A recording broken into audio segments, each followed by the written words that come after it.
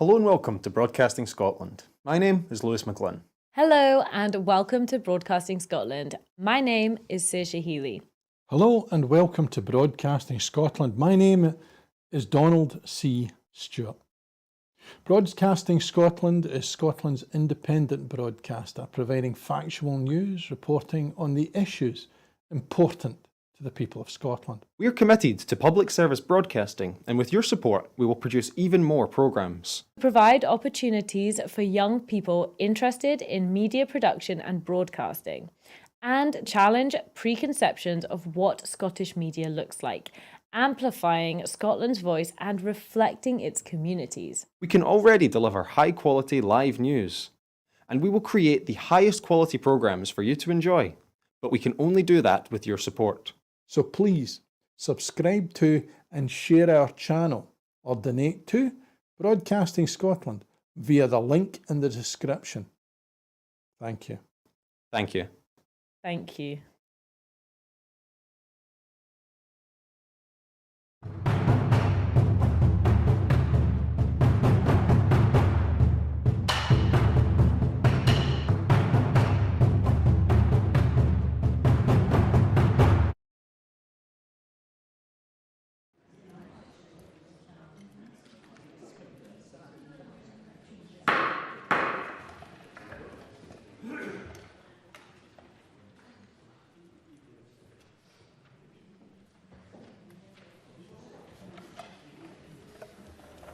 Good morning. The first item of business is general questions, and at question number 1 I call Ash Regan.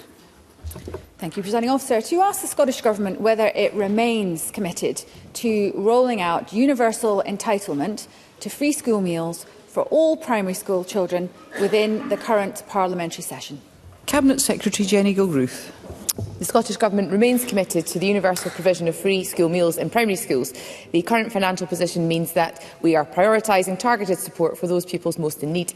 In 2025-26, we are providing £37 million of resource to support the expansion of free school meals to pupils in primary 6 and 7 in receipt of the Scottish Child Payment.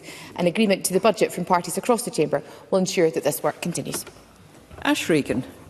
Universal free school meals have been a policy aspiration for this Parliament for many years now, supported by members across this chamber, the STUC and Action for Children.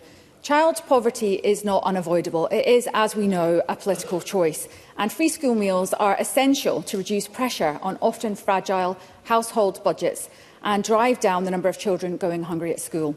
But the school day doesn't get any cheaper after primary school. So will the Scottish Government agree to complete their promised delivery of universal free school meals to all primary school children by the end of this Parliament, and then commence the rollout into high school by increasing eligibility to secondary school children in receipt of the Scottish Child Payment?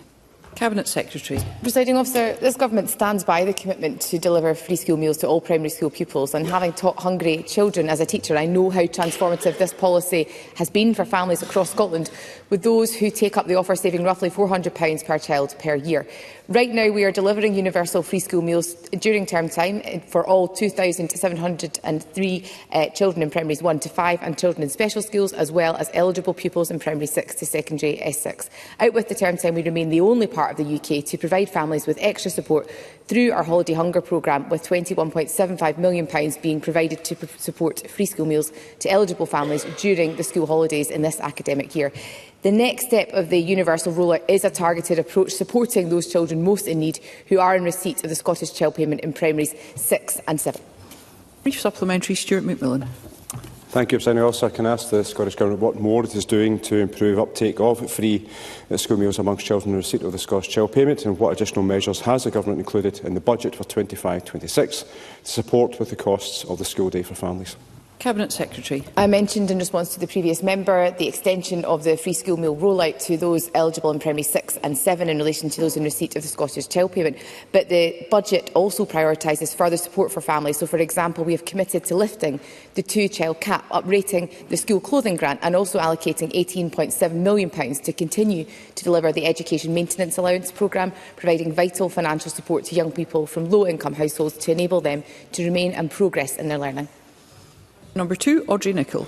Thank you, Presiding Officer. To ask the Scottish Government what impacts its recently announced hub for offshore wind will have on the renewable sector in the north east of Scotland. Cabinet Secretary Gillian Martin. Thank you, Presiding Officer. The offshore wind hub in North East Scotland will provide an additional route for industry to meaningfully engage with the Scottish Government. It will build on what we've already in place with our consenting teams as we fully unlock sector opportunities and jointly deliver on Scotland's offshore wind potential.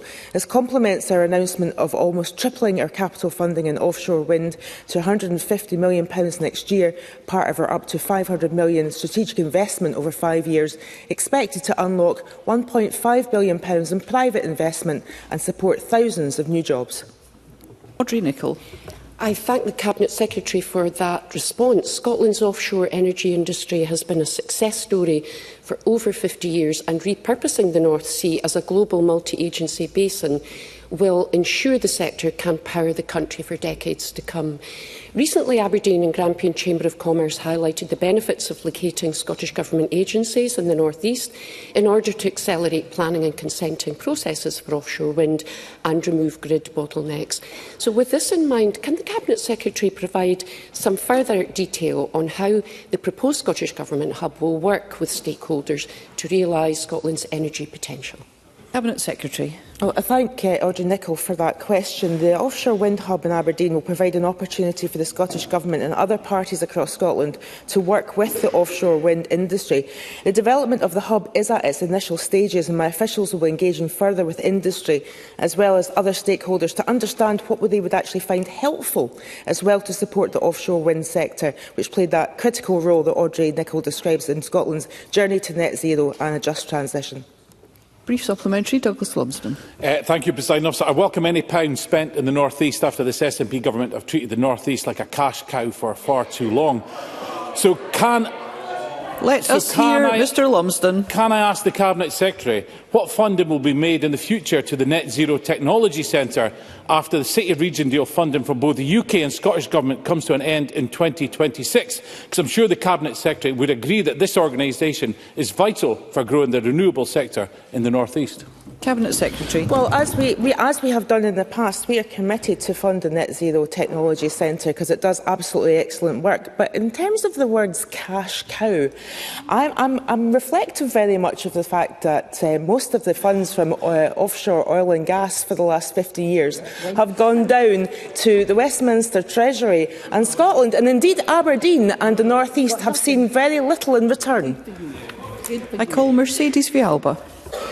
Presiding Officer, the RMT has highlighted that over 200,000 jobs have already been lost across the offshore oil and gas industry in the last decade. I'm sure the Minister will agree that we need these offshore workers in the North East for our green energy transition. We need their experience, their knowledge and their skills. But does she agree that we cannot expect these workers to pay the cost of the transition? And if so, can she tell these workers how this new hub will remove the cost to them of retraining and skills passporting to the green transition? Cabinet Secretary. So Mercedes Vialba might have understood the purpose of the hub slightly incorrectly, because it is not going to be a training hub as such.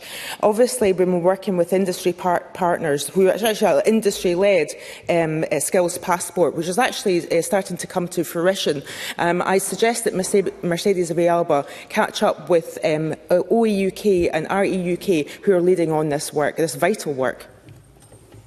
Question number 3, Clare Adamson. To ask the Scottish Government what action it is taking, including in discussion with Scottish Fire and Rescue Service, to promote electrical safety over the Christmas period. Minister Siobhan Brown. Thank you, Presiding Officer. The Scottish Government works closely with the Scottish Fire Rescue Service, which has an annual fire safety campaign. This year, the focus is on devices powered by rechargeable lithium-ion batteries. Householders will be urged to buy, charge and dispose of these safely to prevent accidental fires at home.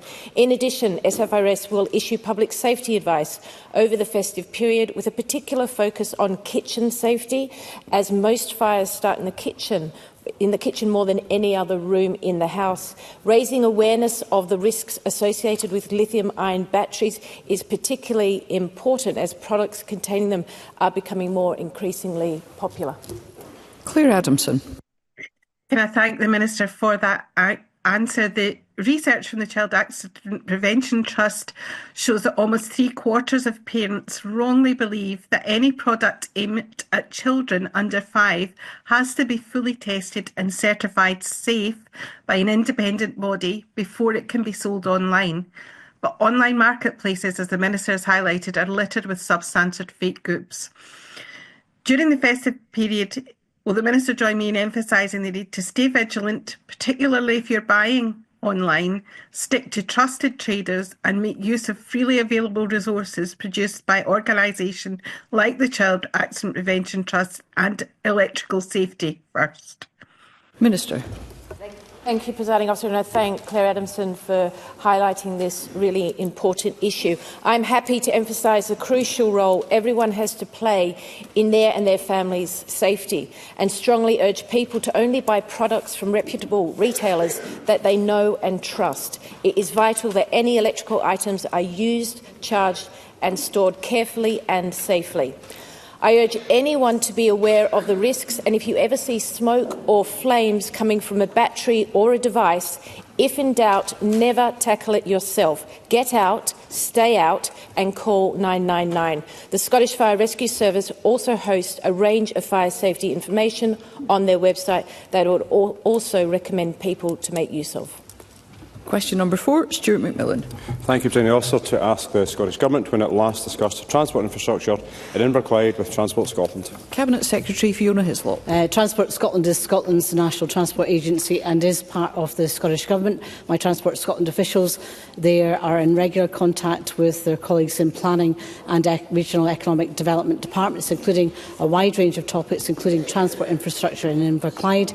Recent discussions have included the preparation of Inverclyde Council's local development plan and the delivery of city region deal projects. In the case of the local development plan, transport infrastructure is a critical enabler in the planning process to allow long-term sustainable growth. Stuart McMillan. I want to thank the Cabinet Secretary for her reply, and I want to put on record my thanks to Amy for their investment in the trunk road network in my constituency over the last few years, particularly with the resurfacing between Greenock and Port Glasgow on the A8 and also the A78. However, Amy have let themselves down in one aspect, and that comes to the relining of the roundabouts in Greenock and Port Glasgow. There's 3 roundabouts in particular where there are serious safety concerns because of the lack of relining. So can I ask the Cabinet Secretary to engage with Transport Scotland to ensure that that work is undertaken as quickly as possible? Cabinet Secretary. The Scottish Government recognises the importance of the A8 through Inverclyde.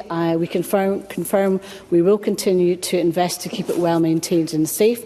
Our operating company, Amy, has committed to renew the road markings at the roundabouts at the earliest opportunity, following the representation of Stuart McMillan as the constituency MSP. And in the meantime, weekly safety inspections will continue and any safety critical defects will be addressed quickly. I call Jackie Bailey. Question number 5. I would remind all members that they should attend the question session from the beginning where they have a question in that session. To ask the Scottish Government what its position is on whether Dumbarton Castle is an important cultural asset. Cabinet Secretary Angus Robertson. Thank you, Presiding Officer, and thank you to Jackie Bailey for her question. The Scottish Government recognises Dumbarton Castle's historical significance and its protection as a scheduled monument under the Ancient Monuments and Archaeological Areas Act 1979. We are proud that Historic Environment Scotland, our lead public body that investigates, cares for and promotes Scotland's historic environment, continues to look after the many important cultural assets in its care, like Dumbarton Castle, and this is why we've allocated more than £74 million in the budget for 2025-26 for the invaluable ongoing work undertaken by Historic Environment Scotland. Jackie Bailey. Can I thank the Cabinet Secretary for his response? But Dumbarton Castle doesn't receive even a tenth of the money going to Edinburgh Castle or Stirling Castle. Scaffolding has been up for years and the castle is sometimes closed for no apparent reason. Its collection is scattered to other castles across Scotland. Its importance in Scottish history is not in any doubt, home to kings and queens, including James IV of Scotland and Mary Queen of Scots, the longest recorded history of any stronghold in Scotland. Yet there is not a single mention of Dumbarton Castle in the Historic Environment Scotland Annual Report for 23-24. So what will the Cabinet Secretary do to ensure that Dumbarton Castle is restored to its former glory? And I wonder, Presiding Officer, whether I could invite him to come on a visit. Cabinet Secretary. Well, firstly, Jackie Baillie is correct to highlight the importance of Dumbarton Castle, and for those interested, I'd commend the excellent book Vanished Kingdoms by Norman Davis, who dedicates a whole chapter to the Kingdom of the Rock Alclwyd. I'm happy to take up the invitation to visit. But given the importance of the invaluable work undertaken by Historic Environment Scotland in relation to Dumbarton Castle and literally hundreds of sites around the whole of the country, I hope that Jackie Baillie will vote for the budget early next year. Question number 6, James Dornan. To ask the Scottish Government how its draft budget 2025-26 will support the growth of the Scottish economy. Cabinet Secretary Shona Robertson. This budget puts money firmly behind the programme for Government's priorities for economic growth. This is a budget for the whole of Scotland, laying the foundations for the long-term prosperity of our people, places and businesses. That's why the budget prioritises supporting our economy to be more productive and competitive, creating the economic conditions that increase employment and earnings, lift people out of poverty and raise living standards. We're making major capital investments and leveraging in private investment into housing, transport, energy and digital connectivity to deliver a green and growing economy. James Dornan. Thank the Cabinet Secretary for that answer. And obviously increased investment in growing our green economy is a welcome and vital part of the draft budget, particularly in light of diminishing capital funding from the UK Government over recent years. Can the Cabinet Secretary say any more about what steps the Scottish Government is taking to generate private sector investment in Scotland's next net zero economy? Cabinet Secretary. Well, Scotland is already one of the most attractive places in the UK for inward investment, and this budget builds on this even further to leverage in private investment to drive economic growth, and this includes £321 million for our enterprise agencies to support Scottish businesses, a further £200 million investment in Scottish National Investment Bank to invest in projects like Ardisia, which attracted £300 million in private investment, and of course investing £150 million in the offshore wind sector to deliver the supply chain and port infrastructure required to maximise the economic benefits that growth of the industry will bring to Scotland. Thank you. Question at number 7, Lorna Slater. To ask the Scottish Government, in light of the Circular Economy Scotland Act 2024, what progress has it made towards implementing mandatory food waste reporting by larger businesses? Cabinet Secretary Gillian Martin. Thank you, Presiding Officer. Following the unanimous support for the Circular Economy Scotland Act, we published the final Circular Economy and Waste Route Map yesterday, which sets out 11 priority actions to drive progress in more sustainable resource use and reducing waste. Actions include developing with stakeholders effective options to implement mandatory reporting for food waste and surplus by businesses from 2025-26. To do this, we will establish an expert advisory group to help develop proposals.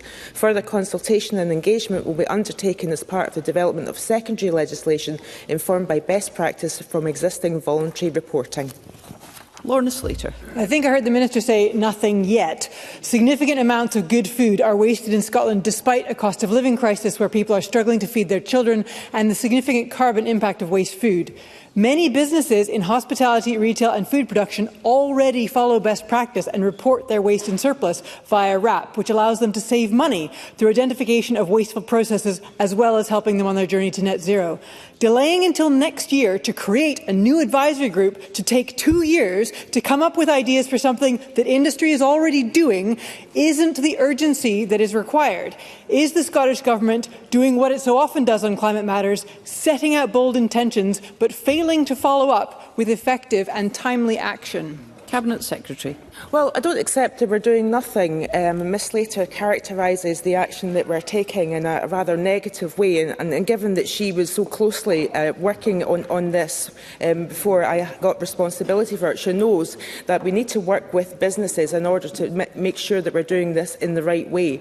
And she mentions the around 27% of food waste is created by businesses, and the RAP UK data indicates that hospitality outlets could save up to £10,000 per year per outlet by reducing food waste. It's that we've got to capitalise on, but we need to work with the industry to make sure that what we put in place is efficient and accepted by the industry, who've got so much to gain from these policies. Thank you. Christine Graham. Thank you very much, Presiding Officer. On food waste and the responsibility of large businesses, while bog off buy one get one free has largely been consigned to the bin, buy one get one half price has not. Does the Cabinet Secretary agree with me? Much of this is thrown away and not edible. And in particular, would it not be better if businesses and supermarkets just simply brought down the price of single items, particularly for those who live alone, such as pensioners? Cabinet Secretary.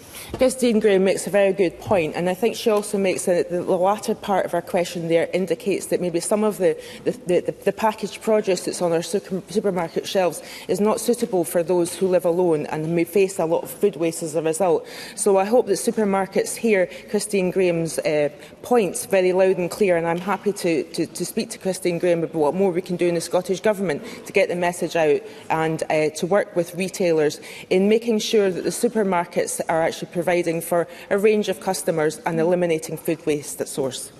Brian Whittle. Thank you, Presiding Officer. Presiding Officer, Christmas must be coming, because I find myself agreeing with Lorna Slater here. Because if food waste were a country, it would be the third biggest emitter of carbon after China and the United States of America. So I ask what the Scottish Government are doing to promote the changes we all can make to make sure that we reduce our food waste and therefore tackle climate change. Cabinet Secretary. Well, I think it's best to refer Brian Whittle to my initial answer to Lorna Slater, and we published the Circular Economy and Waste Route Map yesterday, and that we set out the 11 priority actions to drive progress. We are absolutely committed to reducing food waste down to the absolute minimum and eliminating and having a closed loop in terms of the amount of waste that we have more generally in Scotland. So hopefully in the further consultation and engagement undertaken as part of the development of this secondary legislation, Brian Whittle will work with me to make sure that businesses in his area are fully involved. Thank you. That concludes general questions. We move on to the next item of business, which is First Minister's questions. And at question number 1, I call Russell Finlay. Thank you, Presiding Officer.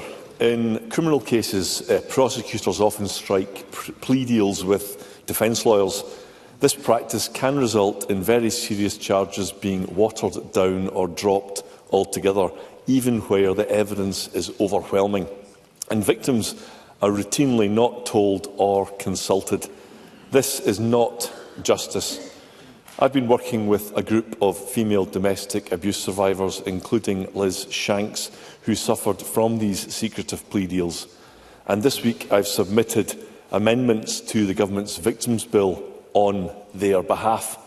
This would give victims a voice in the process, or at the very least to know what is happening. So will John Swinney work with me to back these critical amendments? First Minister. Presiding Officer, I share Mr Finlay's objective of wanting to ensure that justice is done for those who are individuals who suffer as a result of criminal behaviour in our society. And the Government is bringing forward a bill, the Victims and Witnesses Bill, which is currently being scrutinised within Parliament, which is designed to strengthen the experience of victims within our criminal justice system. We will, of course, consider the amendments that Mr Finlay has put forward on behalf of those individuals. Liz Shanks was the name that he mentioned, are advancing those issues, and consider the contents of those amendments as Parliament, as the committee and as Parliament looks at the contents of the bill. Russell Finlay. Thank you. Let me ask the First Minister about another horrific case involving a plea deal. RAF veteran Keith Rollinson went out to work as a bus driver but never came home. He was subjected to a frenzied attack by a 15-year-old passenger and died later in hospital.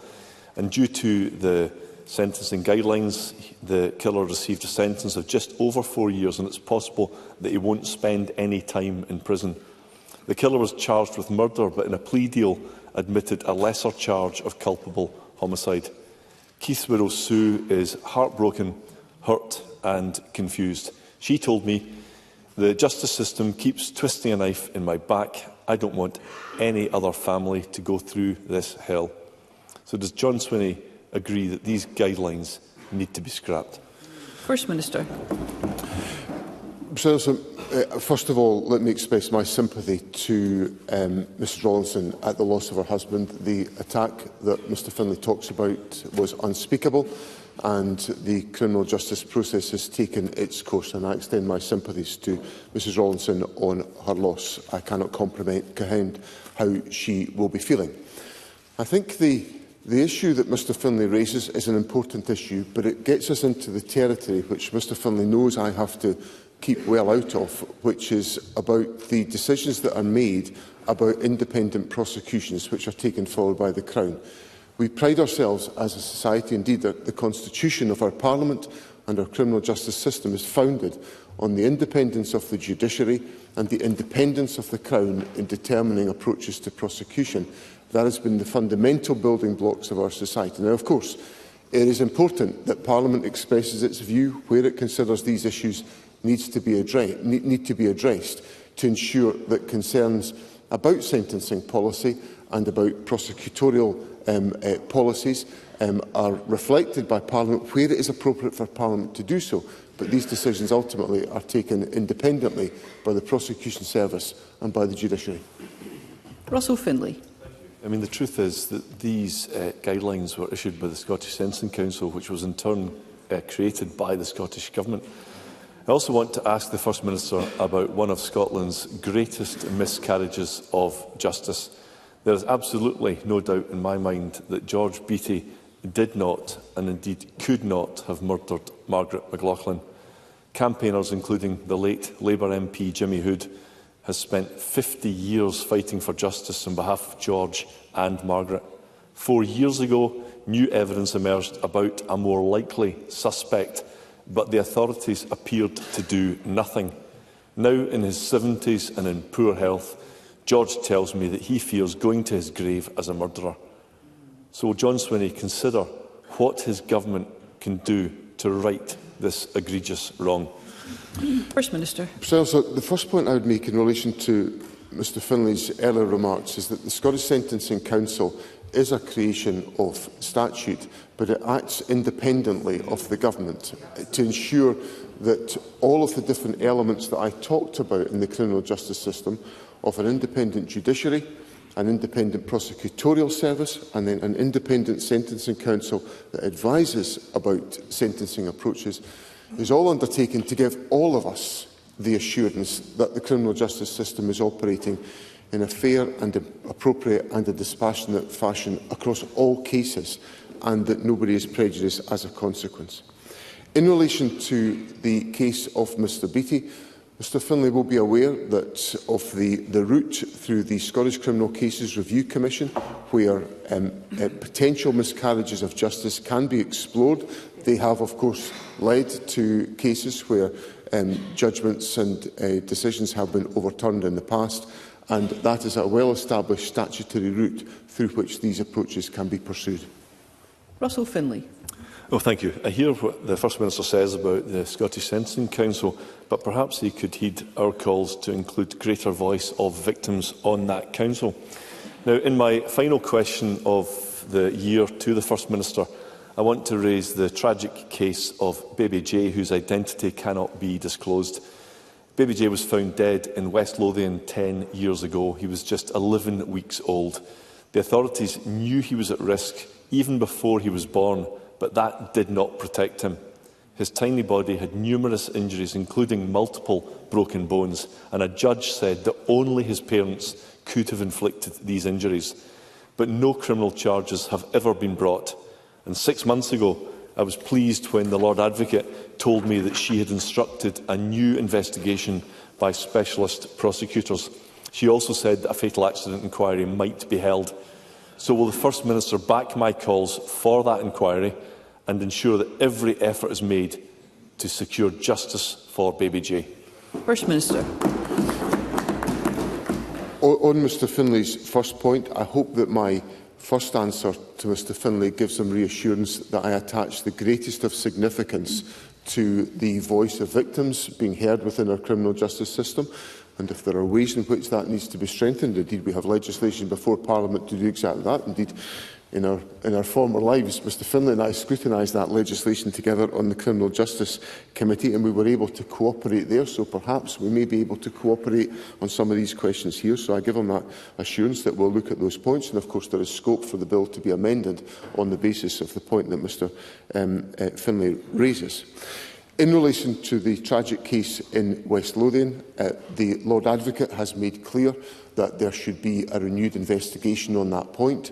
The Crown determines whether or not the Crown will determine on the basis of police investigation what actions, if any, should be taken forward, and that is the proper role for the Crown to do so.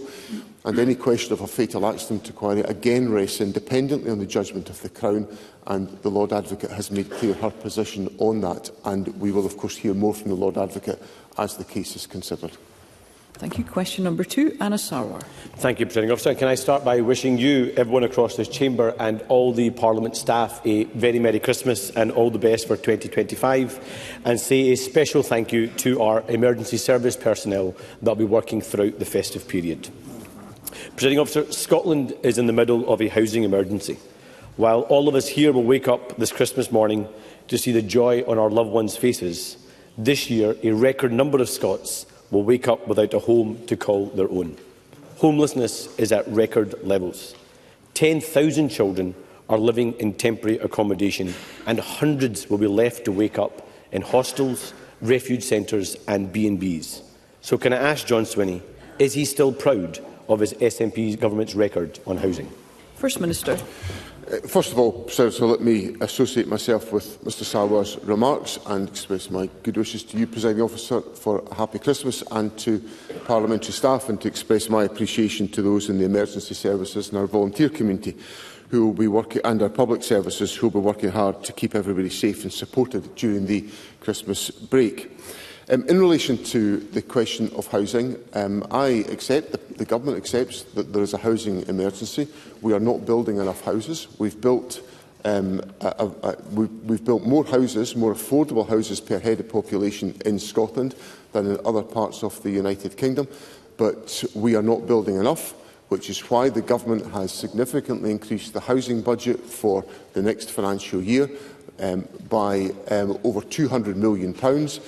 We will be spending, we've allocated in the budget £768 million, representing a 38% increase in the housing budget to help to build the housing that is required to meet the needs of people in Scotland. So the Government has a strong record on building houses, but we have a changing society that requires more house building, and the Government is putting the resources in place to make sure that can be the case. Thank you, President Officer. John Swinney is talking about correcting the mess his own government made, but actually this is about the people here and now. So let me give you one example of thousands. Miriam is a single working mum in Glasgow. Almost 2 years ago, Miriam and her 4 children were evicted after she complained about the mould and leaks that were affecting her children's health. She was forced to declare herself homeless, was put into temporary accommodation, an hour from her children's school, where she and her family had been living ever since. 5 people crammed into a 2-bedroom flat. And despite Miriam's efforts, her daughter, who dreamed of being a dentist, had her education so disrupted by the chaos that she missed out on her dream by just 1 mark. First Minister, the housing emergency, of course, has an immediate impact, but can't you see that it's also impacting the life chances and outcomes for our young people? So how can this government be proud of its record? First Minister. Well, I think it is important to look at the data and the evidence on this. So, in a period which we've lived through over the last 14 years of punishing austerity, and that's a financial context that Mr Sarwar and I actually agree about, because we both agree that the period of austerity has been incredibly damaging for the public infrastructure and the public fabric of our country, and has significant social and economic implications. So he and I agree on that.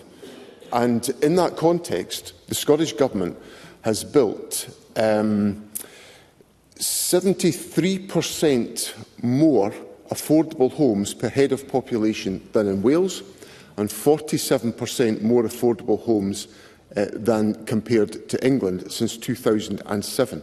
So that is the record of this government, and I will argue for that, because the government has actually, and the facts speak for themselves, the Scottish Government, against the prevailing tide of austerity, has built more affordable houses per head of population than any other part of the United Kingdom. Now, I accept that's not enough, which is why we've just increased the budget. It's why we've put in that commitment to make sure that we can encourage and motivate more house building to address the very issues that Mr Sarwar raises with me today.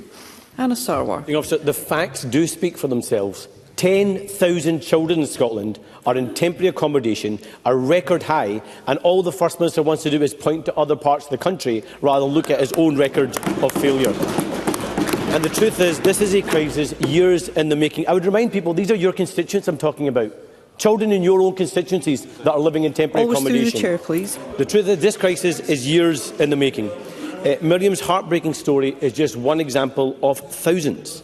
On John Swinney's watch, house building down by 10%, the lowest number of affordable and private homes been built in more than a decade, and there are over 11,000 council houses lying empty. Every statistic, another example of a family failed and a future squandered. As Alison Watson from Shelter Scotland said, despite declaring a national housing emergency earlier this year, the Scottish Government has failed to get to grips with a deepening crisis. More than 10,000 children will wake up facing the trauma of homelessness this Christmas, the highest number on record. 10,000 children without a home to call their own on Christmas morning. So, First Minister, how many children will wake up homeless under this government next year? First Minister. President Officer, I agree with the objectives of Mr Sarwar of ensuring that children are not living in poverty. That is absolutely at the heart of my government's programme and at the heart of everything we are trying to do. On housing, I'm afraid it's not good enough for Mr Sarwar to dismiss the points of evidence that I am making. In a climate of austerity, the Scottish Government has built more houses than per head of population, affordable houses, than in any other part of the United Kingdom. Now, that is a simple statement of evidence of the commitment we have given to housing. In the budget proposition that we've put forward, £768 million is being allocated to the budget for housing, and as part of that, resources are available to tackle the issue of voids, which has currently been tackled during this financial year, to bring more properties into use by the use of government expenditure to support that activity. In addition to all of that, the government's budget is providing a record settlement for local authorities with a £1 billion increase in local authority funding to support services which will include homelessness services. Now, this is where we get to the crunch point. Because what we'll find out in a few weeks' time is whether Mr Sarwar is interested in a solution or whether Mr Sarwar is just interested in rhetoric. Because the government's budget is going to have to be voted for in this Parliament. And the people of this country have just had an insight into Mr Sarwar's rhetoric. We've seen the rhetoric of Mr Sarwar about waspy women, where with the Labour Party, before the election, promising big, bold action on the waspy women, and what the Labour Party has delivered is absolutely nothing whatsoever. So Mr Sarwar is in no position to come here and give any of his rhetoric unless he's prepared to vote for the government's budget and help to lift children out of poverty. Question number 3, Patrick Harvey. Presiding Officer, can I also wish you and all Parliament staff and members across the Chamber all the best for the festive season and a good new year. 2024, though, was the year when the Scottish Government had to admit that it's years behind schedule on climate. And in response, the SNP said that they would accelerate action with an energy strategy, a plan to cut car traffic, funding to help agriculture become climate friendly, and a new bill to get Scotland off the gas grid and roll out clean heating in homes across the country. So far, none of that has happened. That last action is urgent now, because if we get it right, it won't just cut emissions, it'll cut people's energy bills too. The government said it would introduce that bill by the end of this year. Where is it? First Minister. So the government's working on bringing forward legislative proposals in this respect, but Mr Harvey's characterisation of the government's programme is not accurate and not representative. On a whole variety of issues, whether it is on transport, whether it is on agriculture, whether it's upon heating, whether it's about renewable energy, whether it's about measures to reduce carbon by investment in forestry and by investment in peatland restoration, the government is taking forward the steps that are necessary to tackle climate action. We will do that as part of a sustained programme. It involves the underpinning of investment in the government's budget of £4.9 billion to support those objectives, and we're determined to fulfil those commitments to Parliament. Patrick Harvey. Well, each of the specific examples I mentioned was promised earlier this year and hasn't yet happened. And the First Minister knows that the clean heat industry is only going to take off if the government gives clarity and leadership. So any more delay on this bill is unacceptable. Trust in politics matters. We've just heard John Swinney rightly condemn the UK government for breaching the trust of the WASPy women. But this question of trust applies to him too. The Scottish Government promised to accelerate climate action to make up for its record of failure, but it simply isn't happening. The first months of 2025 are going to be critical for Scotland's future efforts on climate. New carbon budgets, a new climate plan, decisions which are going to determine whether we succeed or fail for the next decade. How is anyone supposed to trust that the First Minister will do what needs to be done when we're still waiting for so many of the actions he promised? First Minister. I think it does come down to the delivery of actions. And that's what the government is focused on. It's focused on getting on with these things. So, for example, let's take renewable energy, for example. Because of the policy certainty offered by this government, we have essentially decarbonised the electricity network in Scotland by the shift to renewable energy. There are many other aspects of our policy agenda upon which we are delivering. Now, I've made it pretty clear that we don't all have to wait for new plans, new strategies. We've got lots and lots of these things. What's clear is the government's commitment to climate action, to a programme of delivery, and that's what ministers are taking forward. And I look forward to engaging with Mr Harvey and his colleagues about how we can support that by passing the government's budget, because none of what Mr Harvey is talking about will be achieved if the government budget is not passed and the £4.9 billion that we plan to invest in climate action is able to be invested in that. Thank you. Question number 4, Christine Graham. Thank you very much, Presiding Officer. To ask the First Minister what steps the Scottish Government is taking in response to the reported announcement that to ask the First Minister whether the Scottish Government will encourage the public not to buy puppies or dogs during the festive period, in light of the reported possibility that these may be the product of irresponsible breeders, including illegal puppy farms. First Minister. President Officer, on the basis that a dog is for life, not just for Christmas, the Scottish Government works throughout the year with key stakeholders, including the Scottish SPCA, local authorities and other administrations, to raise awareness of the responsibilities of prospective dog owners in buying a pet safely. In particular, we point to the Scottish SPCA's Christmas campaign on this issue, and we would encourage prospective owners to consider rehoming a dog instead of buying a puppy. We welcome and support Christine Graham's efforts with the Welfare of Dogs Bill. It will help to emphasise to people to act responsibly when deciding to buy or take a dog into their lives and be responsible owners, ensuring the dog's welfare for as long as they have it. Christine Graham. thank the First Minister for his answer. Will the First Minister take this opportunity to commend the responsible breeders and rescue centres which will not home dogs or indeed puppies or kittens over the festive period, as it's the last thing these need, the disturbance, the bright lights and noise as their first introduction to their new home, and that anyone who has concerns that puppies are being trafficked should report this to the police or the SSPCA. If you see a puppy online or you're buying it out of the back of a van in a car park, the public will have no idea where that puppy came from or the misery that brought its journey to that end. First Minister. I know and admire and respect the long interest that Christine Graham has taken in these issues, and I commend all of the wise advice that Christine Graham has put on the record for members of the public. I think all of the steps that Christine Graham has set out are valuable steps to make sure that individuals are purchasing pets in a responsible and sustained climate where there is the welfare of the animal has been assured and protected. And I think the advice of my colleague is very important at this time. Brian Whittle.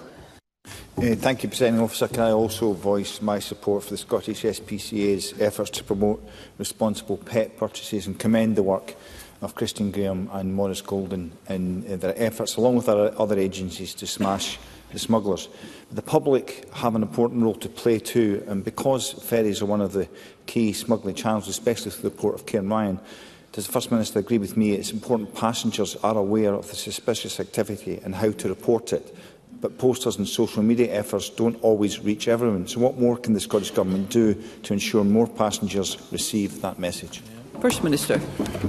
Mr Whittle raises an important point, and the Government works closely with officials in the Northern Ireland Government and key agencies through the Pause for Thought puppy trafficking group to disrupt and target those involved in this trade. There are many collaborative actions that are taken between ourselves and the Government in Northern Ireland, and the multi-agency pet trade task force shares intelligence and targets those involved in illegal breeding and the smuggling of puppies. So I hope that gives Mr Whittle some assurance that there is active engagement between the Scottish Government and the Government of Northern Ireland, and also with the other administrations in the United Kingdom, to make sure that this issue is properly and fully addressed to the best of our ability.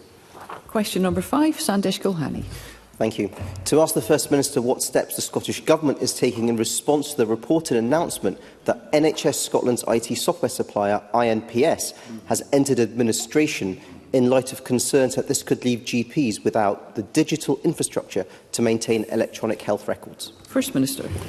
I want to begin by assuring the Chamber that there is currently no impact to patient care or the availability of IT systems for GPs as a result of this announcement.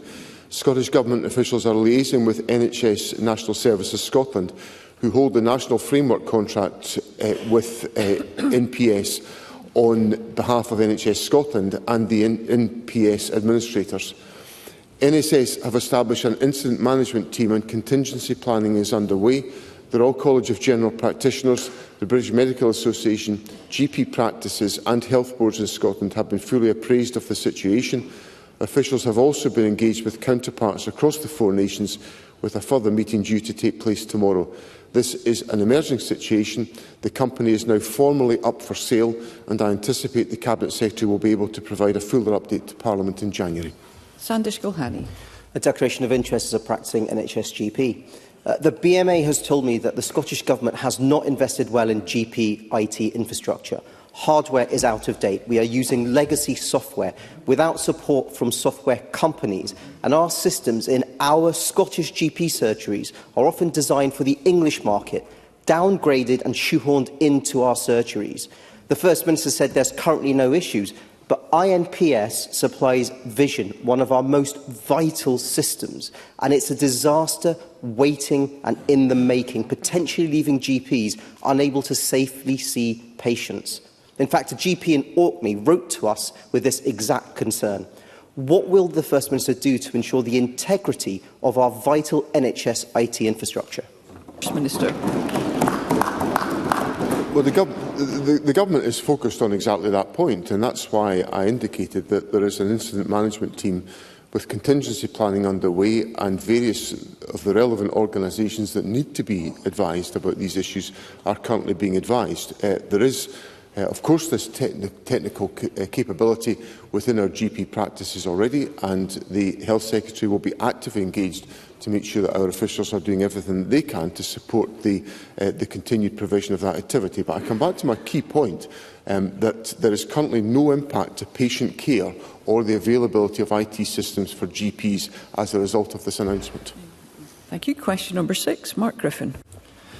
Thank you, Presiding Officer. To ask the First Minister what consideration the Scottish Government has given to what the potential impact might be on deaf and deaf-blind people of the termination of its contract with Contact Scotland BSL. First Minister. Presiding Officer, the Scottish Government wrote to the supplier of Contact Scotland BSL on the 4th of December, notifying them that their contract would come to an end on the 31st of March 2025 in accordance with its terms. First of all, I want to be clear that there will be no break in service for users of Contact Scotland BSL whilst we retender for the free service. We will work closely with BSL users in Scotland and the current supplier of Contact Scotland BSL to design this service to ensure that it best meets the needs of those who use it, raises awareness of the availability of the service, and therefore also increases the number of users. Mark Griffin. This does seem to be a change in direction from the Government, because in its letter to the existing service provider, they were informed that the contract would not be retendered. So I'm sure members in the gallery, deaf members across the country, will welcome the news that this service has to be retendered, which is different, as I say, from the information that I've received so far. So if that is a change in Government position, that is welcome, because I think we should put ourselves in the shoes of a deaf person. You imagine that you're not feeling well, you go to your GP and you're referred for further tests. You go to that consultant's appointment, you can't get an interpreter. Previously, before we had this service in place, they would often have to take family members. You imagine taking a teenage family member to interpret the devastating news that you could potentially receive. So this change in information is welcome from the Government, but I would ask the First Minister if he'll make sure that the deaf and deafblind community are fully consulted on what this new service will look like. First Minister. I give Mr Griffin that assurance, and I'm sorry if there has been an impression that there was to be no retendering of the service.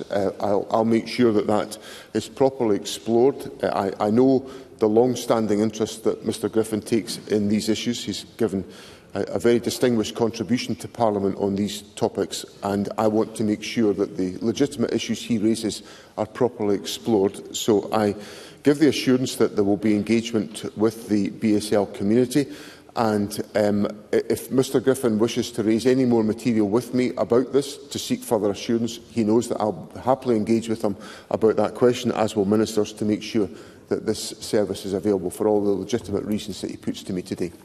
Stephen Kerr. What the First Minister has said in response to Mark Griffin. But Mark Griffin is right. In the correspondence the Scottish Government sent to the existing service provider, it says, and I quote, "Following ministerial agreement in November, the Scottish Government will not be retendering a BSL video relay service." So it says it very clearly in the letter. So will the First Minister now confirm that the service is not being defunded and that there will be no break or disruption to Contact Scotland BSL service as it is now operating? First Minister. In my earlier answer, I said, and I'll read it again, because it's printed and typed in front of me, so this information will have to be correct.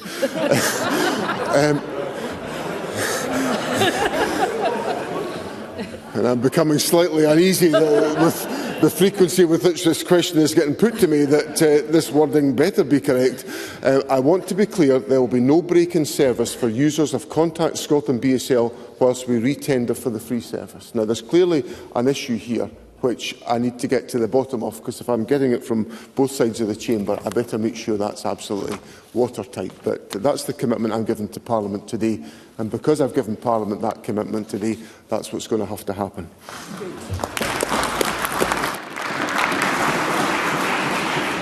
Thank you. We move to general and constituency supplementaries, and I call Colette Stevenson.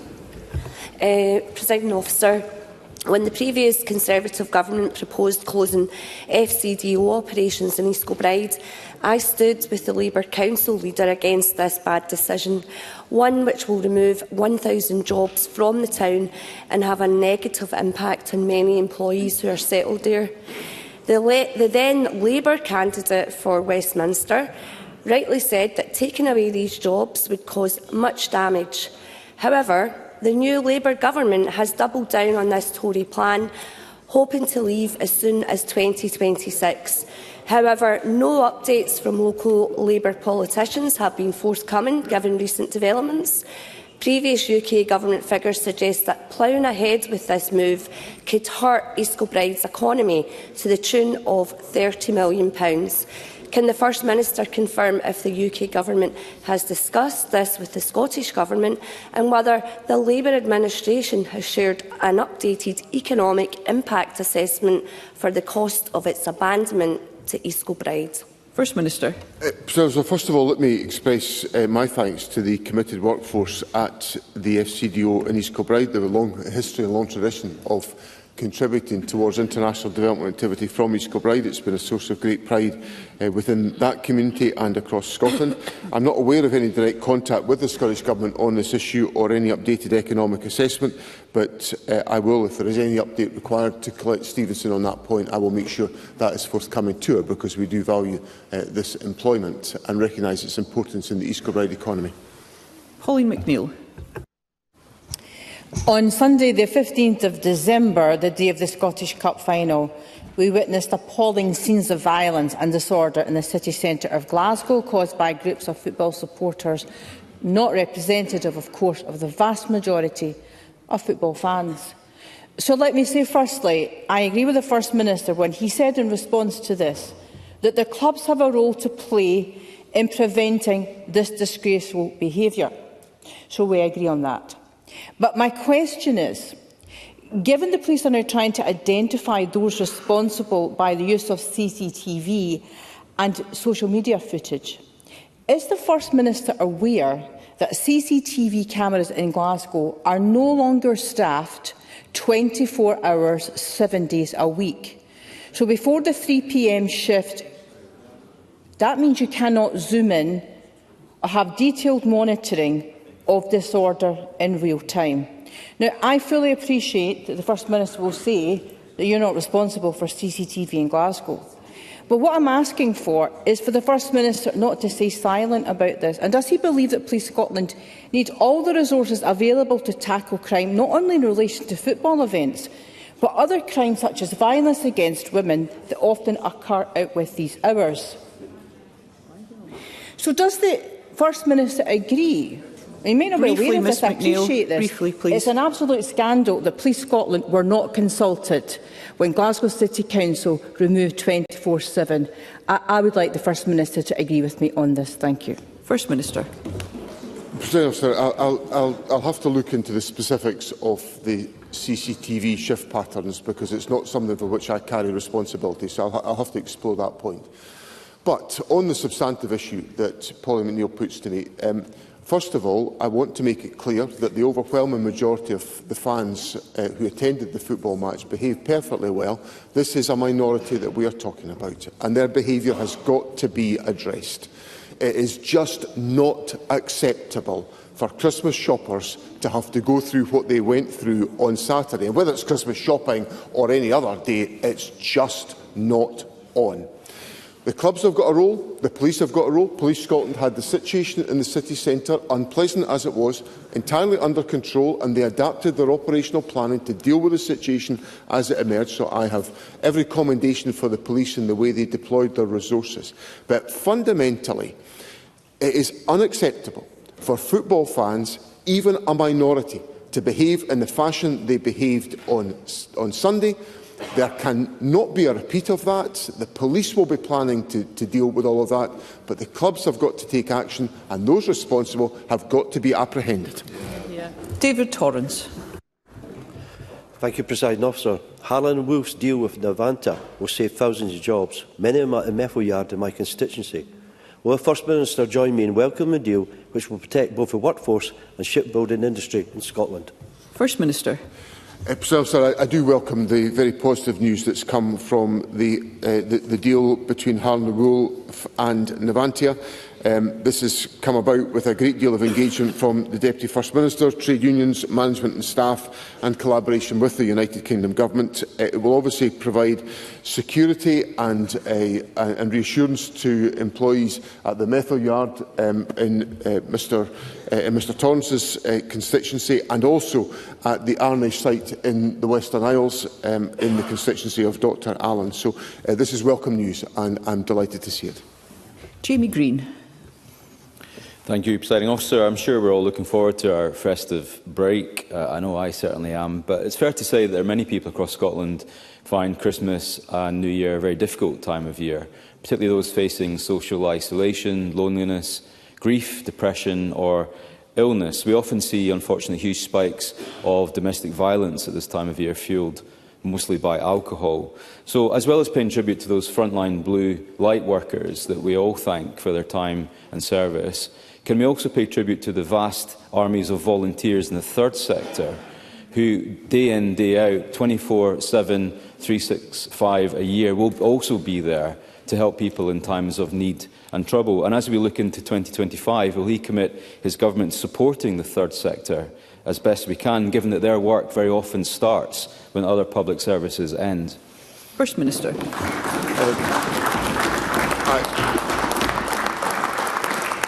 President Officer, I happily associate myself with the remarks of Mr Green, who's given a very substantial contribution to the issues of mental well-being and support for individuals wrestling with social isolation and loneliness within Parliament, and I commend him for doing that. There are a whole range of different third sector organisations who provide invaluable support, and as First Minister I have the privilege to encounter many of them and to engage with them, and it's heartwarming to see the vital role that they perform within our society, and they will be doing so over the Christmas break when many of us will be appreciating some time of respite. So I do associate myself very much with Mr Green's remarks. I assure him that the Government's budget will be focused on supporting third sector organisations. They are a linchpin in the delivery of many of the interventions that we need to put in place to support the mental well-being of individuals. And obviously Parliament will consider these questions in the spring to make sure we have that support in place for these organisations. Ros McCall. Thank you, Presiding Officer. The Lilias Graham Trust, based in Thornhill near Stirling, has been a lifeline for families in Scotland for decades. Providing residential support and parenting capacity assessments was all part of their mission to help families on the edge of care who were impacted by adverse childhood experiences, trauma, social exclusion and poverty. On the 22nd of November, the decision was taken to wind up the Trust, and this vital residential facility will close its doors on the 31st of January, after having written to the Minister for Young People, Children and the Promise for support, which wasn't forthcoming.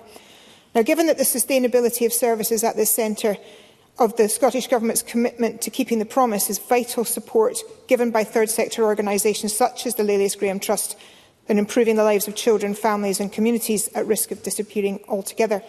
So, First Minister, how can your government claim to keep the promise if it idly stands by and lets long-standing third sector organisations who are actually keeping it go to the wall?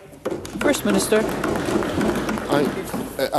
I understand the sentiments that underpin Ros McCall's question, but I'm not familiar with the case that she puts to me about the Lilias Graham Trust, and I'm sure the Trust has made a significant contribution to supporting the well-being of children and young people.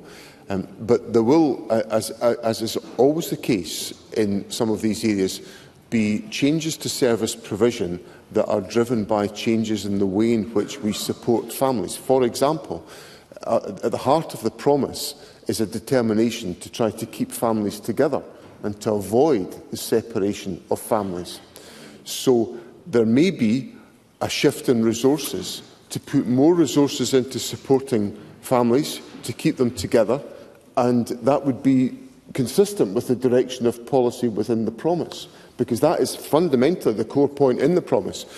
So there may be changes in service provision. If I look at The City of Glasgow, for example, there has been very significant changes in the way the City of Glasgow deploys its expenditure for care experienced young people, because it has now shifted its balance away from provision that it provides to putting much more support into supporting families to stay together. So I'll look at the issues that Ros McCall raises with me today.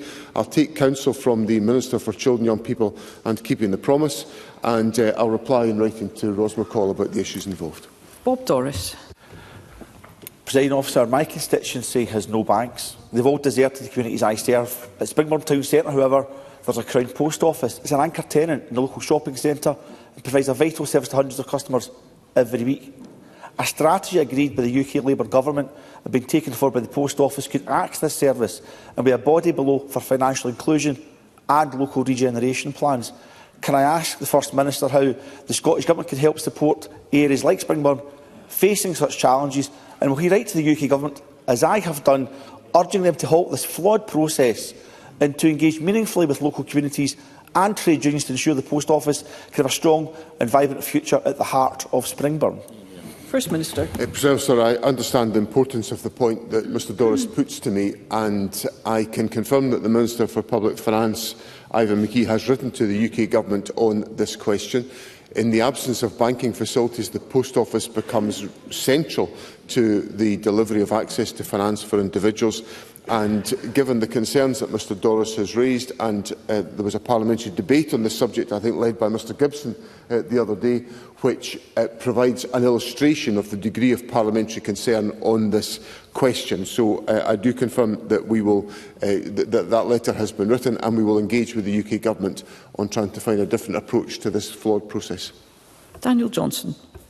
Thank you, Presiding Officer. And I remind the Chamber of my register of interest, a director of a company with retail interests and a member of the trade union USDA. The First Minister may have read an article published 2 days ago on the BBC website highlighting a spiralling pattern of violence targeted against retail workers in my constituency. It detailed incidents of one business owner having a knife drawn on him, a customer hospitalised, a shop worker, a shop owner punched, and a store manager throttled. And these aren't isolated incidents. Last year alone, 5,500 incidents were recorded against the Protection of Retail Workers Act, which I took through Parliament, and that was a 46% increase in the rise of such incidents. So does the First Minister agree with me that greater priority needs to be given to community and response policing so that these crimes can be treated with the expediency and seriousness that these crimes undoubtedly are? And perhaps above all else, at this time of year, when many of us will be using the shops, does he agree with the Scottish Retail Consortium and USDA's campaign that we need to treat retail workers with kindness at Christmas? First Minister.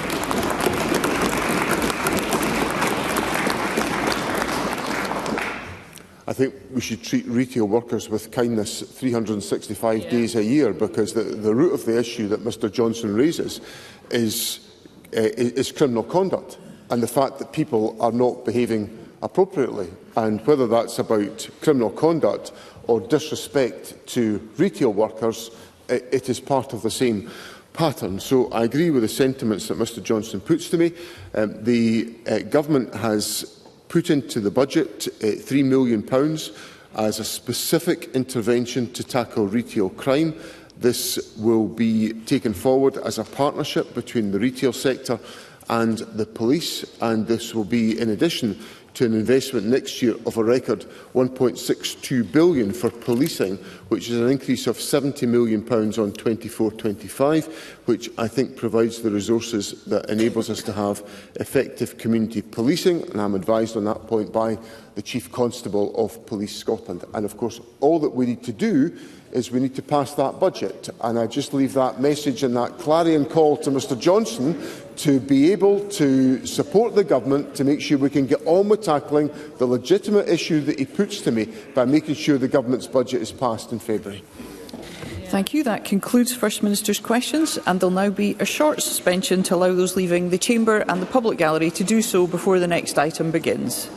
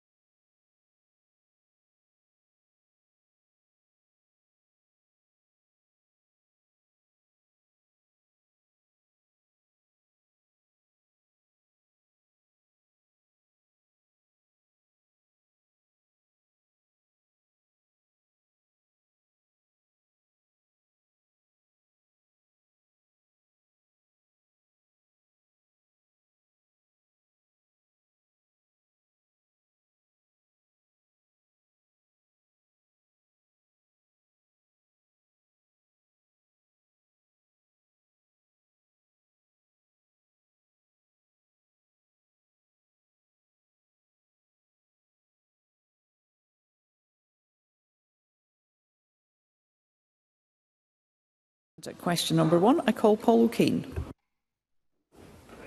Thank you, Presiding Officer. To ask the Scottish Government what recent engagement its ministers have had with disabled people's organisations to discuss any concerns of disabled people. Minister Stuart. Thank you, Presiding Officer. On the 13th of November, I met with the disabled people's organisations and opposition party members to discuss the Disability Equality Plan. Disabled people are struggling and change is urgently needed. We are determined to do everything we can to address the challenges faced by disabled people, and that's why the Scottish Budget has prioritised action to address these challenges, investing an additional £2 million into the plan. Following publication of the budget, I met with the disabled people's organisations on the 5th of December to discuss next steps, and I look forward to continuing our work together to build towards a fairer Scotland. Paul O'Kane. I thank the Minister for her answer. The Minister knows that I have raised concerns on the sufficiency of support being provided to disabled people in terms of the challenges that are faced across Scotland. And I know the Minister is trying to work cross-portfolio on these issues, but we do have to take cognizance of the fact that delays to the LDAN bill or the Disabled Young People's Transition Strategy have been very concerning, and most recently I've raised the issue of promised health checks to people who have learning disabilities not happening.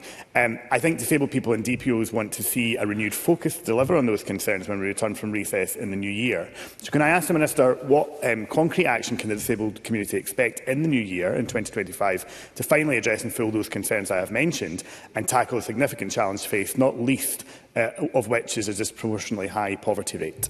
Minister.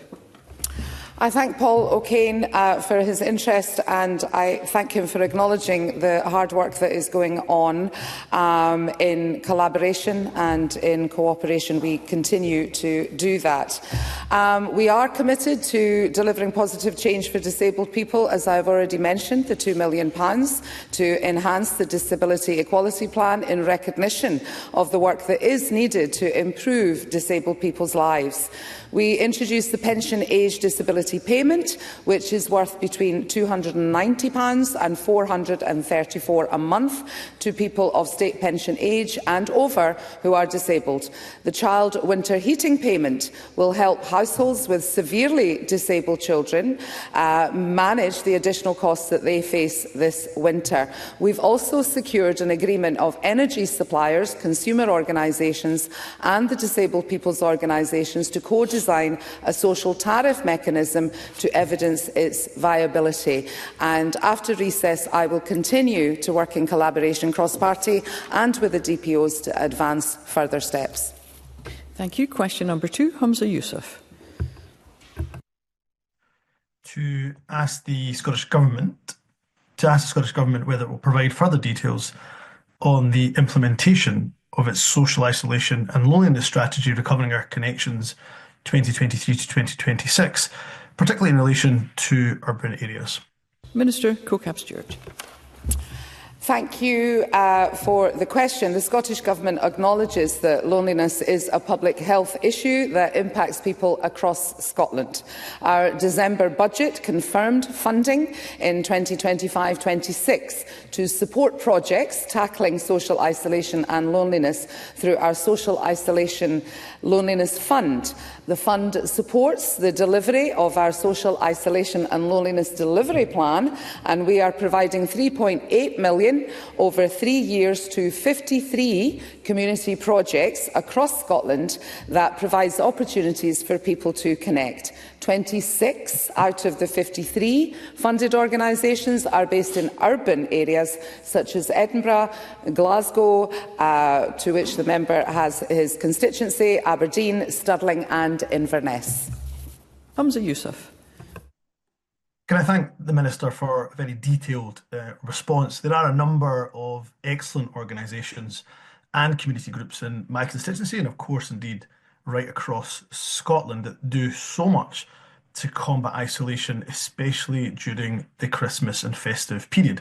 There are too many to mention, quite frankly, in Glasgow Pollock. However, I will give a special mention to Swamp, Tea in the Pot, Govan Craft Cafe, and the many faith organisations and groups in my constituency.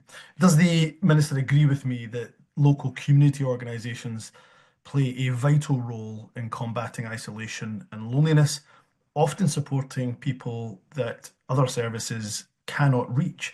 And will she join me in congratulating the staff and crucially volunteers in my Glasgow Pollock constituency and right across Scotland for their invaluable service in helping to combat loneliness and isolation this Christmas and during the festive period? Minister. Thank you. I would agree with him, and he mentioned tea in the pot, and I'm aware that my Cabinet Secretary has in fact visited that excellent service. I would also like to thank the people of Pollock for their tenacity, resilience and community spirit. The Scottish Government and myself personally recognise the contribution made by community-based organisations in responding to local needs. Community activity brings positive changes to people's lives, and that's why this government remains a strong advocate for the third sector. We remain committed to empowering communities to do things for themselves and make their voices heard in the planning and delivery of services. Faisal Chowdhury. Thank you, Presiding Officer.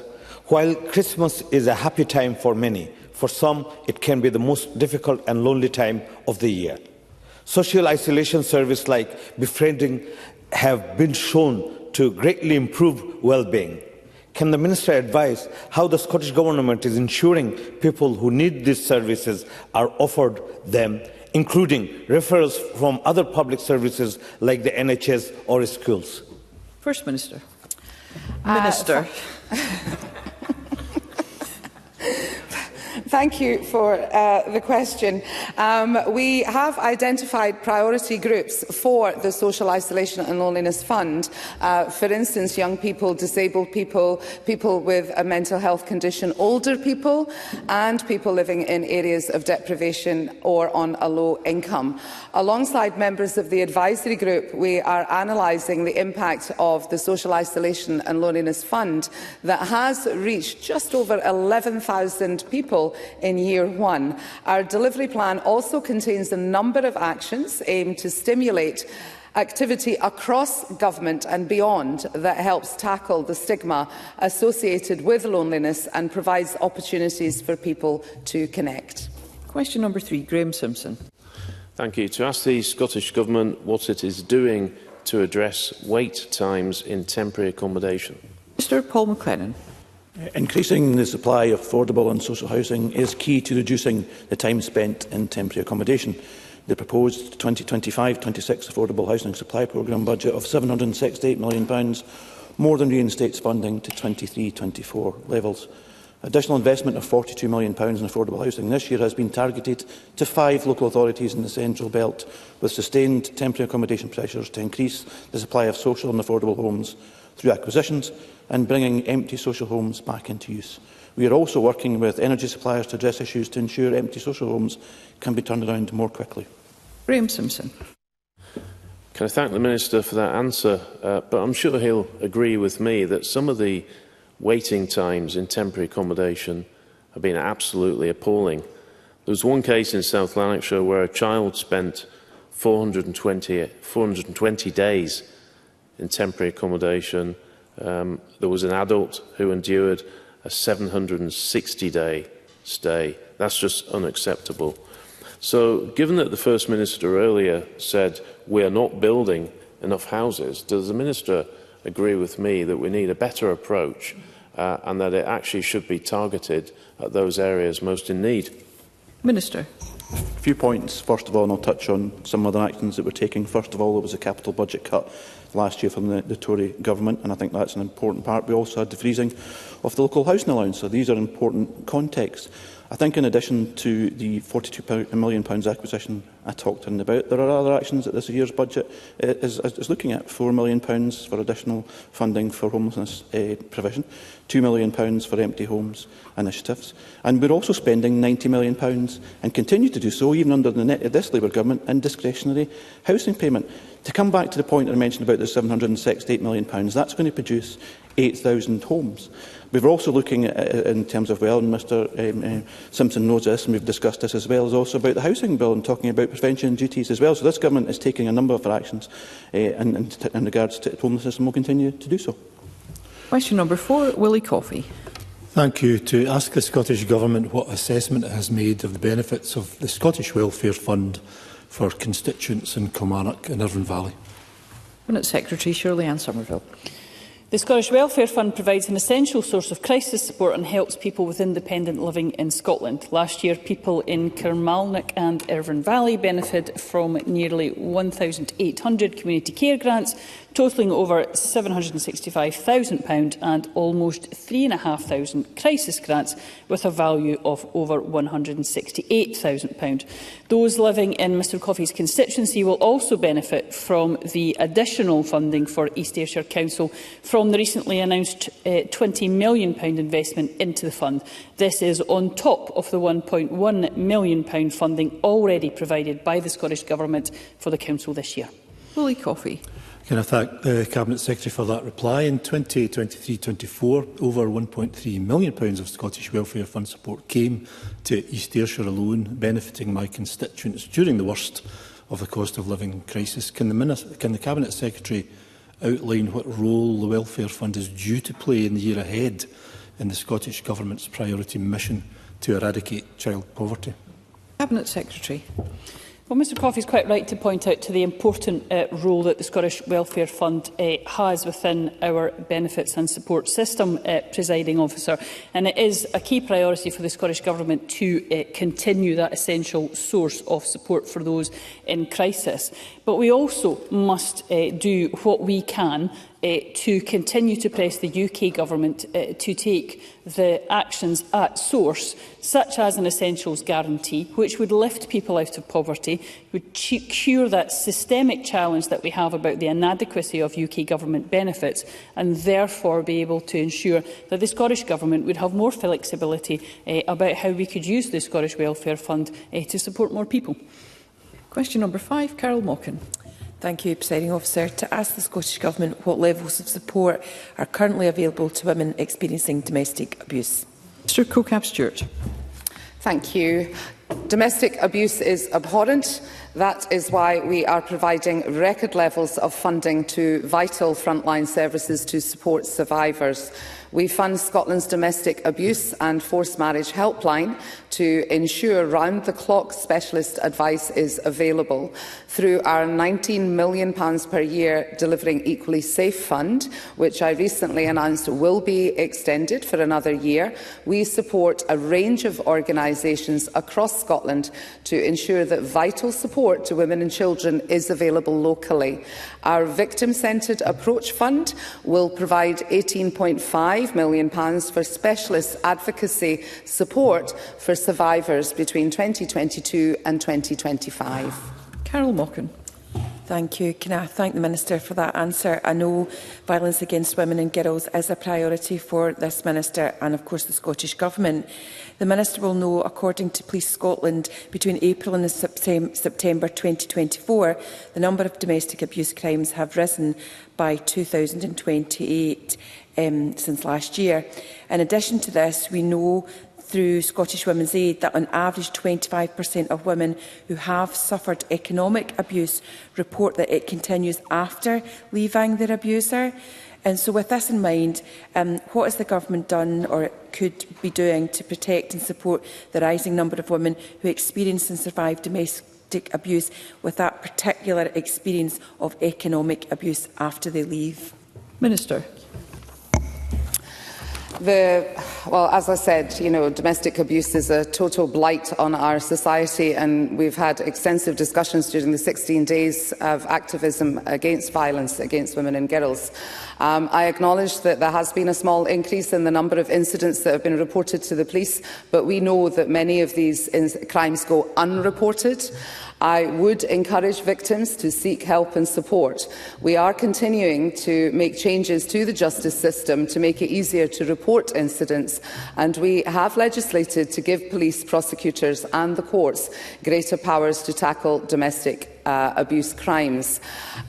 We are also taking steps to address financial abuse, and that is quite clearly set out in our Delivering Equally Safe plan that is jointly delivered through partnership with stakeholders and with local authorities and the Scottish Government.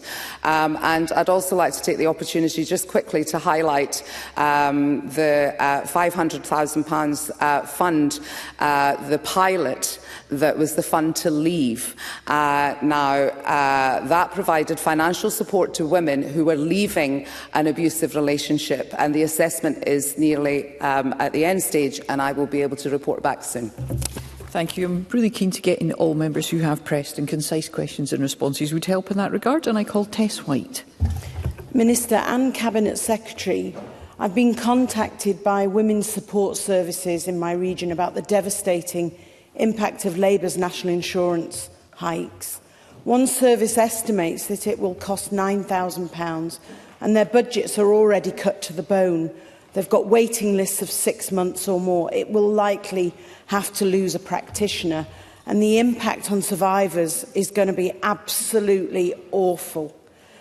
So please, what action, and they are watching today for your answer on this, what action is the Scottish Government taking to ensure the sustainability of these vital services so that all survivors receive the vital support they need? Thank you. Minister.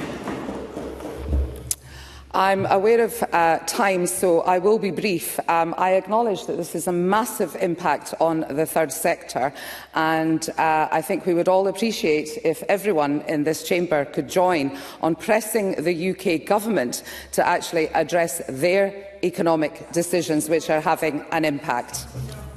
Thank you. Emma Roddick.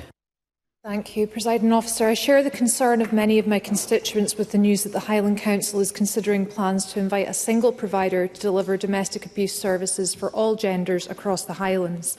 I know first-hand the invaluable levels of expertise and knowledge that exist within the women's groups in the Highlands, and any changes which could limit access to support for women in need require careful discussion. Can I therefore ask the Minister what the Scottish Government is doing to ensure that women in the Highlands and Islands can access specialised local domestic abuse services? Minister. The Scottish Government is committed to supporting frontline services that provide crucial support to survivors of domestic abuse. Through the Delivering Equally Safe, we fund local women's aid services in the Highlands, including Lochaber Women's Aid, Caithness and Sutherland Women's Aid, Inverness Women's Aid and Rothshire Women's Aid. The Scottish Government cannot interfere with local authority autonomy and procurement procedures, including the commissioning of domestic abuse services. We encourage local authorities to utilise the joint COSLA and Scottish Women's Aid guidance on good practice in commissioning specialist domestic abuse services. Thank you. Question number 6, Sandesh Gulhani. Thank you. To ask the Scottish Government what it is doing to tackle any fraud in Social Security Scotland. Cabinet Secretary. Social Security Scotland has a zero-tolerance approach to fraud. They have published a counter-fraud strategy and have counter-fraud response measures in place to proactively identify and tackle emergent fraud risks. Where Social Security Scotland have good reason to believe that fraud has taken place, they will investigate and make efforts to stop ongoing financial loss and will seek to recover payments. Where appropriate to do so, Social Security Scotland will make a report to the Crown Office in relation to cases of suspected fraud. Sandesh Gulhani. Scotland's Benefit Agency has referred just one person to prosecutors, despite receiving almost 8,000 allegations of fraud. And that one case was subsequently dropped. So much for a zero-tolerance approach. Surely the Cabinet Secretary must share my concern, and these figures should send alarm bells through government unless the Cabinet Secretary believes there is simply no fraud. So will she protect taxpayers' money and look at the robustness and staffing levels of the anti-fraud team? Cabinet Secretary. Well, can I extend an invitation to the member to actually meet with Social Security Scotland to go through exactly what is in place? Because I appreciate the points and the figures that he has laid out.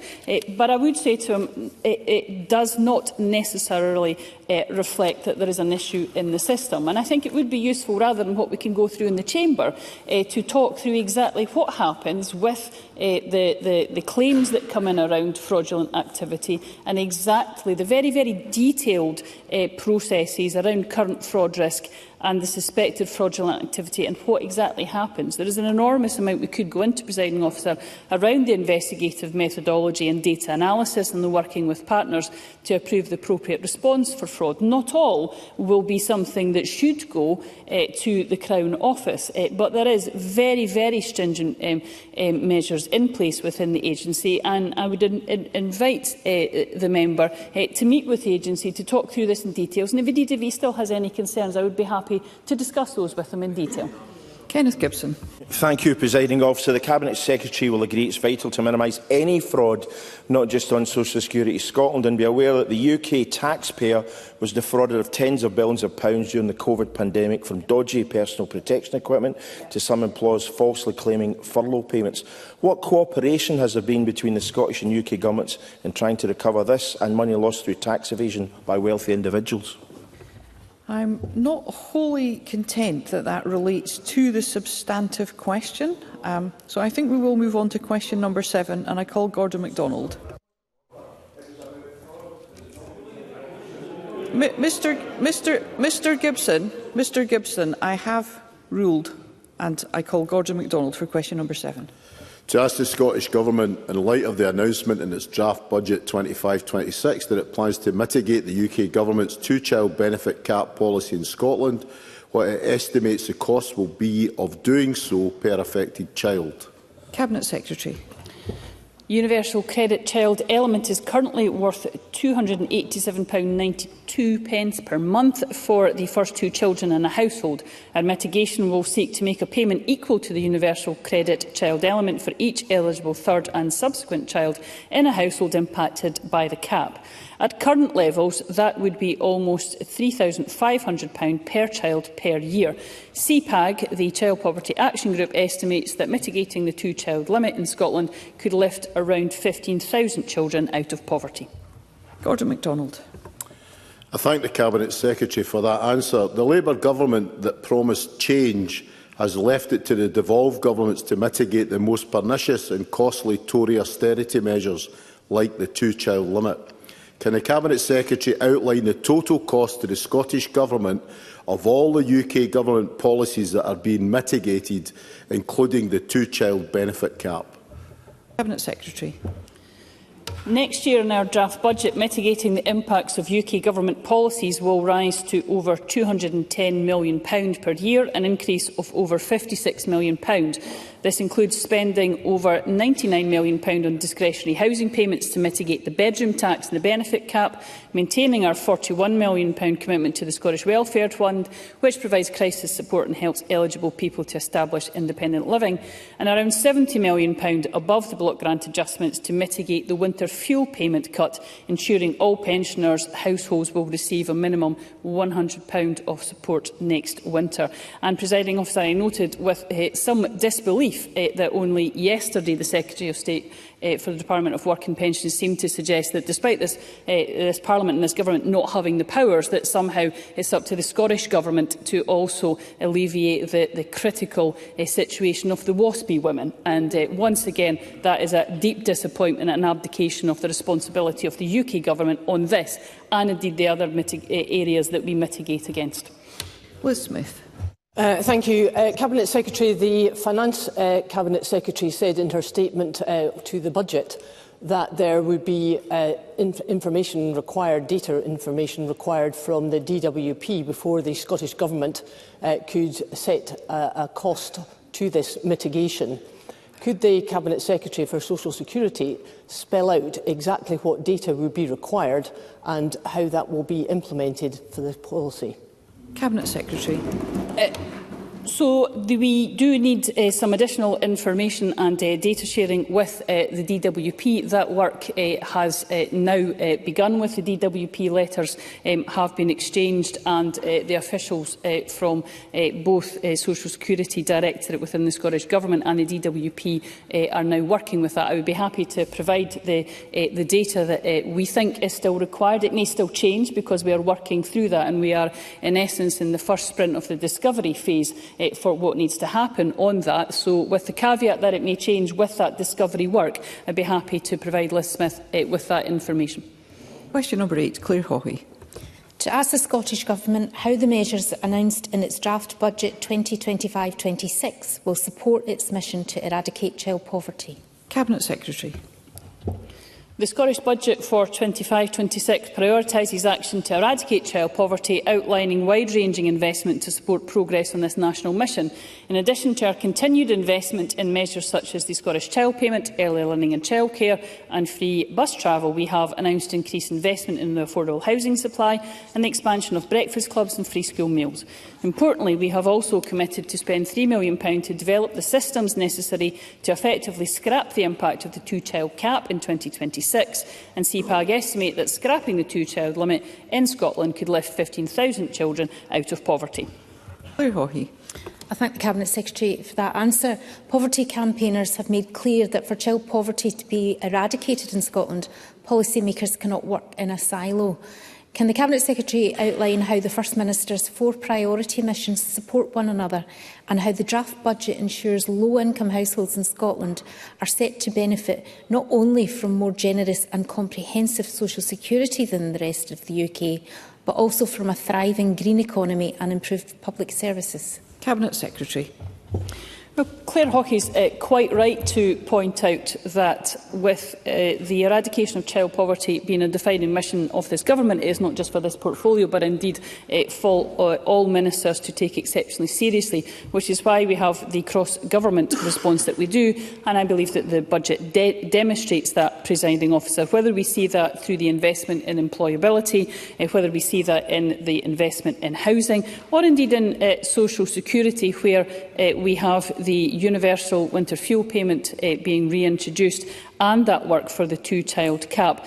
That's a small but significant sample of the work that's in that budget. But, presiding officer, that support for people will only happen if this budget is passed and if Parliament votes for it. So the important work that we are all obligated to do to eradicate child poverty can only be done if the budget is passed by Parliament. Thank you. That concludes portfolio questions, and we move to decision time. And there are no questions to be put as a result of today's business, so I'll take this opportunity to wish all members and all staff in Parliament a very merry and peaceful Christmas. And we will now move on to members' business in the name of Pam Gossel. Thank you.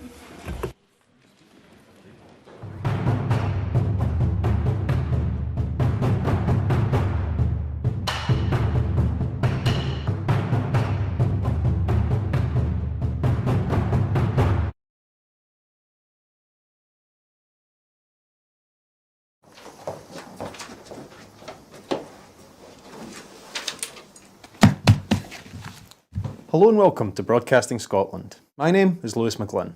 Hello and welcome to Broadcasting Scotland. My name is Saoirse Healy. Hello and welcome to Broadcasting Scotland. My name is Donald C. Stuart. Broadcasting Scotland is Scotland's independent broadcaster, providing factual news, reporting on the issues important to the people of Scotland. We are committed to public service broadcasting, and with your support, we will produce even more programmes. Provide opportunities for young people interested in media production and broadcasting, and challenge preconceptions of what Scottish media looks like, amplifying Scotland's voice and reflecting its communities. We can already deliver high-quality live news, and we will create the highest quality programmes for you to enjoy. But we can only do that with your support. So please subscribe to and share our channel or donate to Broadcasting Scotland via the link in the description. Thank you. Thank you. Thank you.